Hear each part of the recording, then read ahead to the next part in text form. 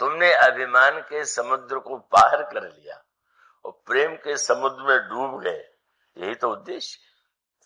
अगर प्रेम के समुद्र को भी पार कर डालते तब तो बस कोई अर्थ ही नहीं था। तुलसी न समरथ को जो तरी सके सरित स्नेह की, इसको न पार कर पाना, यही सत्य यहाँ पर संपाति ने संदेश के द्वारा बोले। अब थक गए हो ना, निराश हो गए हो ना, मध्य में अनुभव होने मन तन्मयता के बाद भी तुमको अब इतनी निराशा आ गई कि तुम शरीर छोड़ने को तैयार। तो शरीर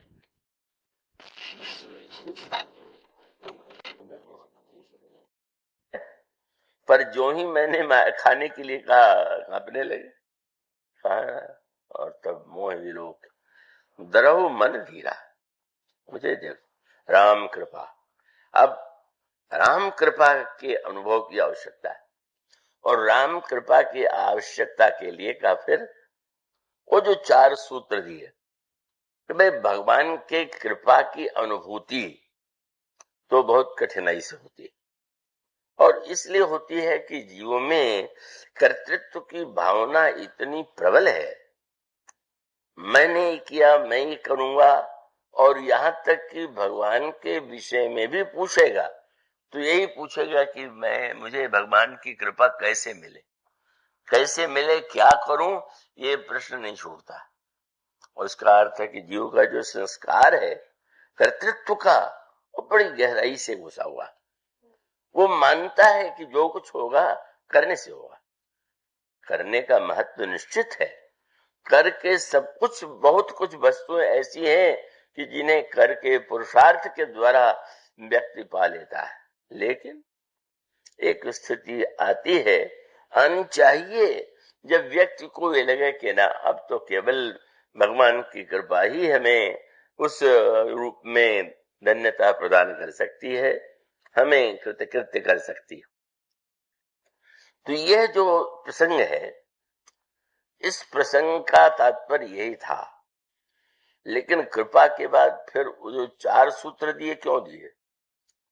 व्यक्ति पुरुषार्थ के अभिमान में चूर हो जाए तो भी भरा, और कृपा के नाम से निष्क्रिय हो जाए कि जो कुछ होगा भगवान की कृपा से होगा तो मुझे कुछ नहीं करना है, वो भी बुरा।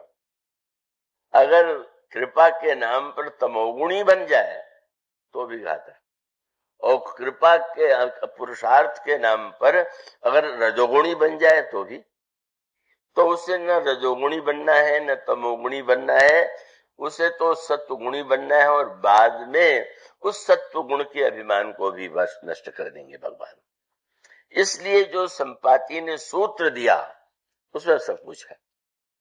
क्या कृपा की बात मैंने कही है, लेकिन ध्यान रखिएगा, पहले तो आप लोग 4 सूत्र हैं, अपने उस संबंध को याद कीजिए और जो कार्य करने के लिए आप चले हैं, और आपके हृदय में जो कायरता आ गई है, एक कायरता वो होती है जो शरीर की दुर्बलता से आती है।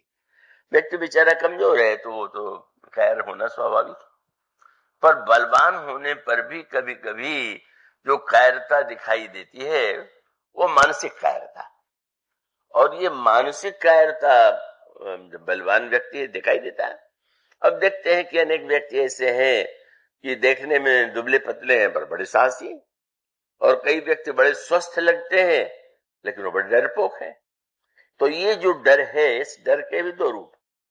एक डर वह है कि जो डर केवल मन की कल्पना है, और इसीलिए अर्जुन से भगवान ने, अर्जुन की स्थिति ये हो गई, जो महान योद्धा गांडीवधारी वो रथ पर प्रस्तुत है, और क्या दशा हो गई जब पांडवों की सेना को देखा, भीष्म द्रोण कर्ण को, तो क्या उन्होंने अर्जुन ने भगवान से कहा, बेभूतस्य शरीरे में, मैं तो एकदम हो रहा हूं, असमर्थ हूं, ये धनुष उठाना भी मेरे लिए कठिन लग रहा है, मुझे तो पसीने में मैं तर हो रहा हूं।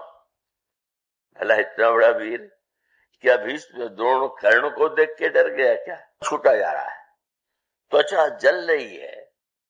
और तब भगवान ने ये फटकारा अर्जुन को, अच्छा ये क्या हो गया है, क्या आ गया है तुम में? क्लेब्यम मास्म पार्थ नहीं तत्व उपपद्यते क्षुद्रम हृदय दौर्बल्य। तुम क्लीब नहीं हो, पर क्लैब्य भाव आ गया। क्लीब में तो क्लीब भाव होना ही स्वाभाविक है, पर तुमने न होते हुए भी क्लैब्य को अपने जीवन में बुला लिया। ये तुम्हारे लिए उचित नहीं है और ये तुम्हारा कर्तव्य है। तुम्हें चाहिए कि तुम इस झूठी क्लैरता का परित्याग करो। क्लैब्यम मास्म पार्थ नहीं तत्व उपपद्यते क्षुद्रम हृदय दौर्बल्यम। ये हृदय की दुर्बलता है, शरीर और शक्ति की नहीं। तो इसलिए त्यक्तोत्तिष्ठ परंतप, उठो खड़े, युद्ध करो।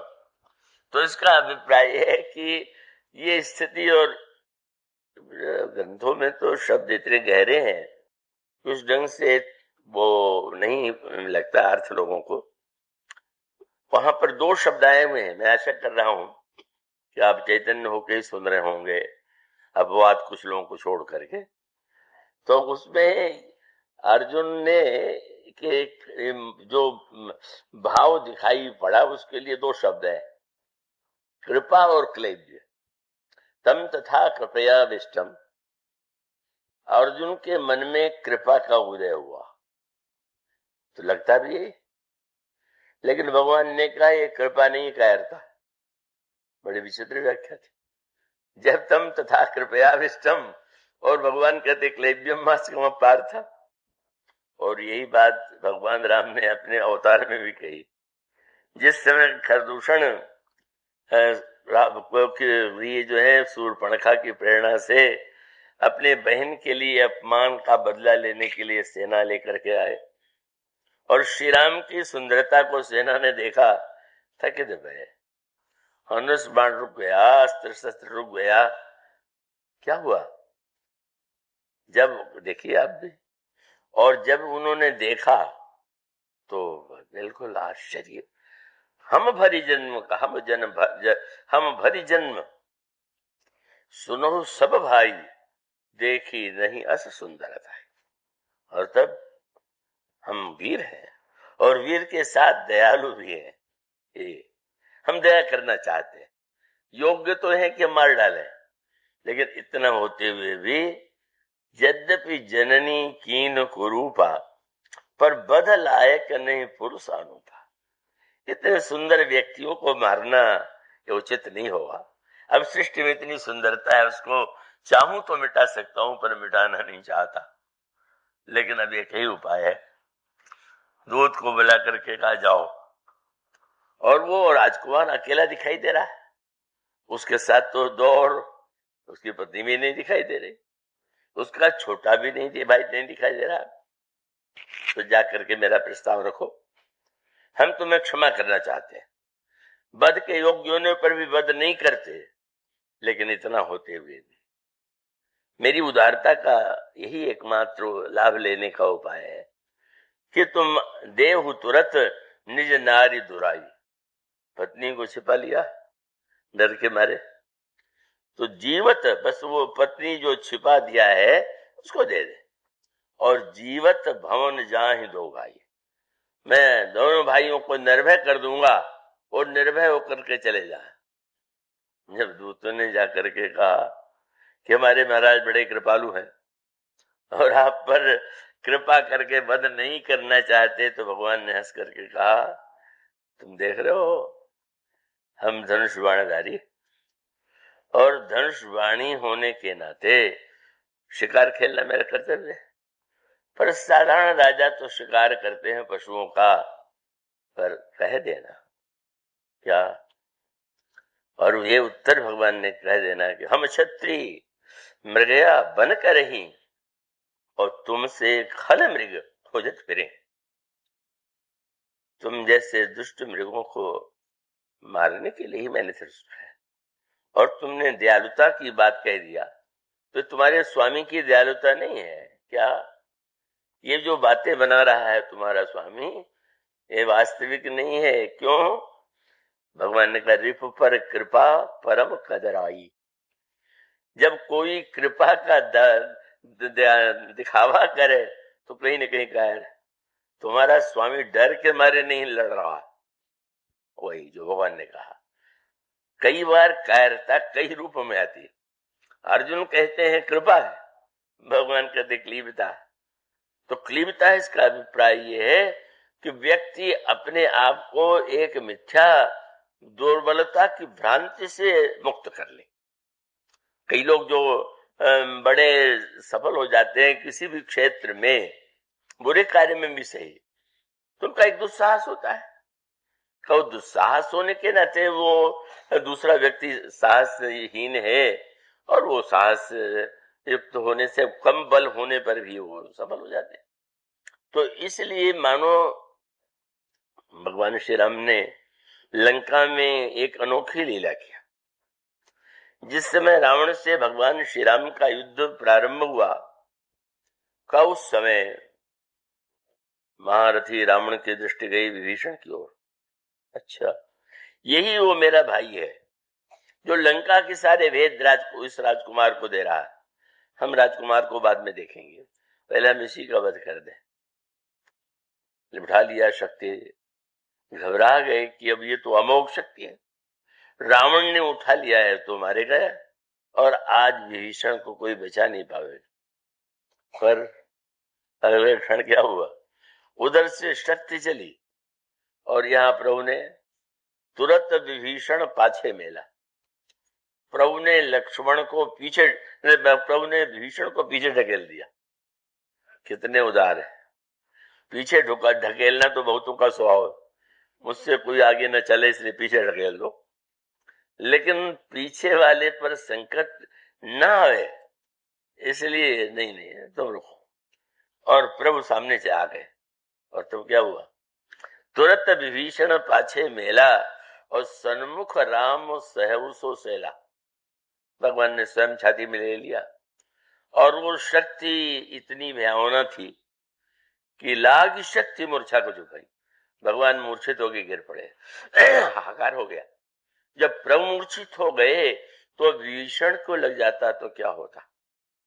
पर आश्चर्य, प्रभु ने उस शक्ति को काट क्यों नहीं दिया। यह छाती पर झेल करके भी प्रभु के लिए क्या है उस शक्ति का महत्व। पर प्रभु जानबूझ करके मूर्छित हो गए, और उसका उद्देश्य कितना अच्छा था कि विभीषण जीवन भर यह समझते रहे कि मैं तो रावण के सामने इतना छोटा हूं कि आंख नहीं मिला सकता।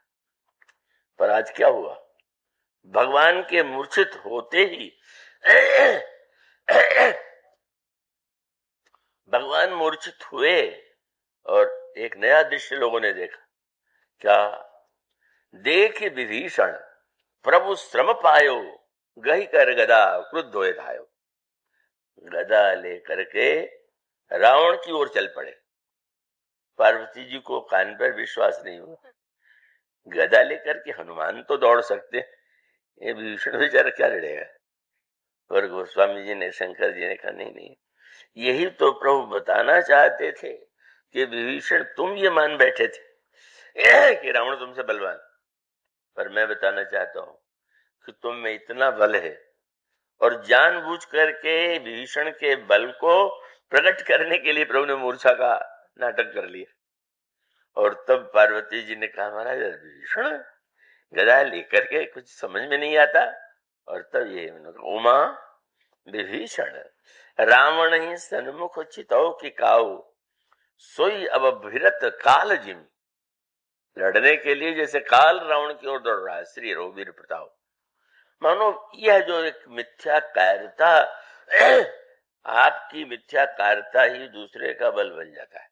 एक सिद्धांत है, कहा जाता है बाल के सामने आधा बल चला जाता है, किसी ग्रंथ में नहीं लिखा हुआ है, पर जिसको ये सुनने को मिल जाए कि बाल के सामने बल आधा चला जाता है तो सुन के आधा बल चला जाता है क्योंकि कल्पना हो गई कि बाल के सामने आ गए तो हमारा बल आधा हो गया, और बाली के लिए तो विजय का उपाय है। तो यह जो एक संकेत है उसका निर्वाह करने के लिए भगवान यहाँ पर संपाति ने बंदरों से कहा, तासदूत और तुम तज कदराई। आप कायर नहीं है, एक से एक बढ़कर के योद्धा है। और आपकी दशा ये हो गई कि मुझे बूढ़े गीत की बात सुनकर के आप डरने लगे। ऐसे नहीं चलेगा। अपनी मन की इस कायरता को दूर करिए, उस कायरता को जो आपके मन में आ गई है उसे दूर करिए। और उसके एक शब्द जो उसकी चर्चा कल चले, रामदूत। बस ये याद कीजिए कि आप कौन हैं, किसके कहने से आए हुए, क्या उद्देश्य है आपका। और तब से इधर राम दसवें कहा। उनका वाक्य यही था कि आप निश्चित कर लीजिए कि आप श्री राम के दूत, दासदूत, और तुम तज कदर आई, और राम हृदय धरि करो उपाय। उपाय तुम्हें करना है, पर उपाय करने के लिए श्री राम को हृदय में धारण करो, कायरता छोड़ो, और इस बात को एक क्षण के लिए भी मत भूलो कि तुम श्री राम के दूत हो। यह दूत शब्द जो है, अगर देखें तो असाधारण महत्व का है। साधारण दृष्टि से ऐसा लगता है कि दूत तो साधारण व्यक्ति है जो संदेश लेकर के जाता है, पर नहीं, रामायण में यह बताने की चेष्टा की गई कि ये जो दूत शब्द है, बस रावण की समस्या ये है कि उसने दूत के अर्थ को उस सही रूप में देखा ही नहीं, और दूत को उसने एक तुच्छ व्यक्ति मान लिया। हनुमान जी ने अपना परिचय दिया त्वेतासुदूत में। हनुमान जी तो अपना परिचय जनक नंदिनी सीता को भी देते हैं, तो क्या कह के देते हैं, राम दूत में मातु जानकी, मां जानकी में श्री राम का दूत हूं। हनुमान जी को याद है कि मैं राम का दूत हूं, अन्य बंदरों को भूल गया है कि हम श्री राम के दूत, श्री राम ने भेजा है। और दूत बन जाने का अर्थ तो बहुत बड़ा है।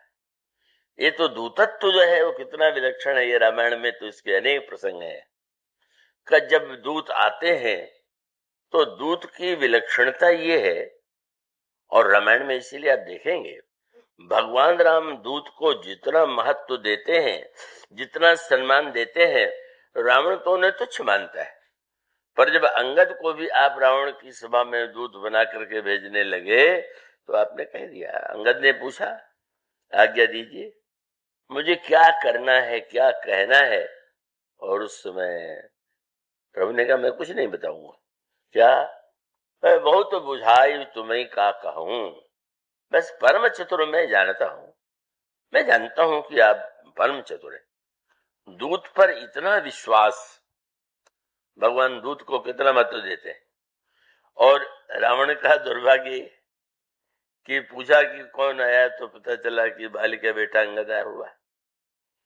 और बाली का बेटा अंगद आया तो रावण सोचने लगा कि अयोध्या के इस राजकुमार को राजनीति का काका भी नहीं आता। क्यों? बोले दूत बनाते समय भी चुनाव उसने किसका कर दिया जिसके पिता का वध स्वयं किया उसको दूत बना के भेज दिया। दूत तो ऐसे को बनाना चाहिए जो जिसको उसके परिवार को अपने पुरस्कृत किया हो, उसका आपने उसकी की हो। ये सुना और इसीलिए उसको लगा कि अरे हमको राजनीति आती तो अंगद को दूत बना के ना भेजते। पर हमारे प्रभु का विलक्षण स्वभाव ही, प्रभु बताना चाहते थे कि अब मैं तो भेज रहा हूं, और मैं भेज रहा हूं तो तुम बड़े राजनीतिक अपने को समझते हो, और तुम ये चाहोगे कि अंगद को मैं फोड़ लूं। रावण ने प्रयास भी ये किया। रावण ने ये कहा, अरे गर्भ न गयो व्यर्थ तुम जायो, निज मुख तापस दूत कहायो। मुझ जैसे राजा के दूत बनते तो कोई अर्थ था, तुम तपस्वी के दूत बन बैठे, तुम्हें मां ने व्यर्थ जन्म दिया, तुम्हारा जीवन व्यर्थ है। और तब निज मुख तापस दूत कहायो, और ये शब्द सुनने के बाद याद दिलाया जिसने तुम्हारे पिता का वध किया। और तब क्या इसका अभिप्राय क्या है चोट पहुंचाने के लिए। और ये चोट पहुंचाने के लिए कि जिसने वध किया उसके दूत बनकर के आए हो, तो तुम्हें उसका काम बिगाड़ना चाहिए कि बनाना चाहिए?